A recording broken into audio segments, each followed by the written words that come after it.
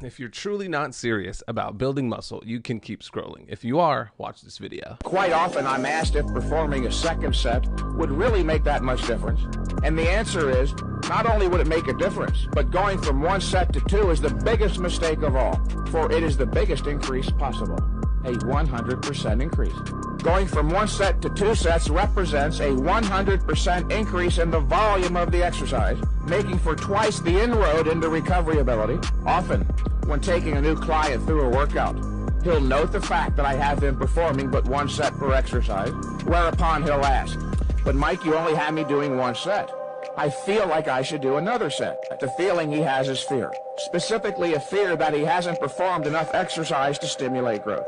And that if he could provide me with 1 good reason, not 2, just 1 good reason why I should consider allowing him to do 1 more set, I would consider it. And after all these years as a trainer, not 1 single individual has ever given me 1 good reason.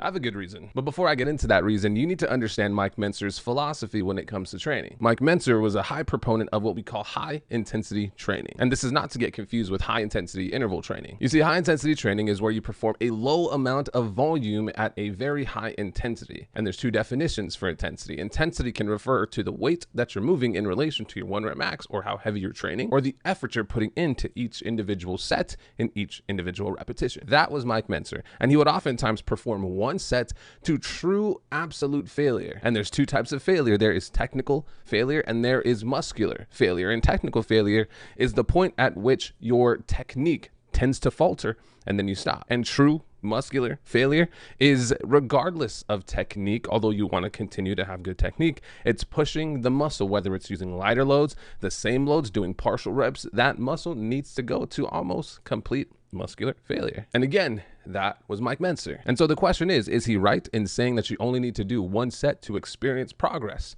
Yeah, but does it make the gains optimal? It depends. If you're someone who is new to the gym, new to working out, or within your first 3 to 4 years of actual consistency when it comes to the gym, I think a pitfall of a lot of people is not being able or knowing what it feels like to train to a level of intensity that would be considered conducive to make consistent progress. And in layman's terms, that means most people just don't train hard enough. But the thing is though, you can still see progress without training to this level of intensity or hard enough. You see, to really see progress, all you really need is to train within around 5 reps of failure. And I would argue that the failure that we're talking about is technical failure, because in bodybuilding, the movements are fairly simple enough to where technical failure and muscular failure would be really close to being the same thing. Well, you know, as long as your technique is within reason. And I think in order to stop giving you the runaround and get to my point, you need to understand that there is high volume camps, think Jay Cutler, and there is a multitude of low volume, high intensity camps where they experience a lot of results and get to the highest level. And so my point is this, both of these camps have a few things in common. They have insane work ethics. They have insane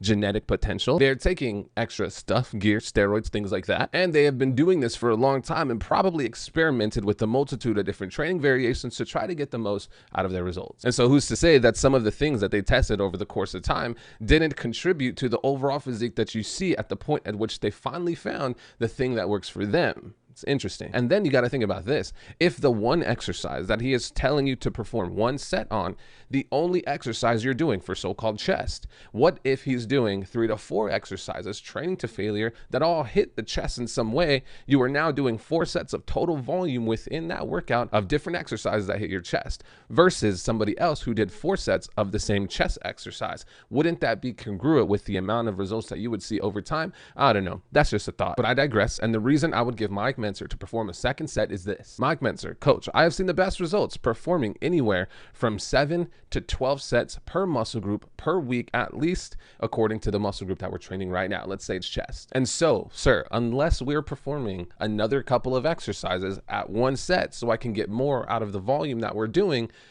I would like to do a second set. Now, would that be good enough? Who knows? But I love doing videos like this. Take care.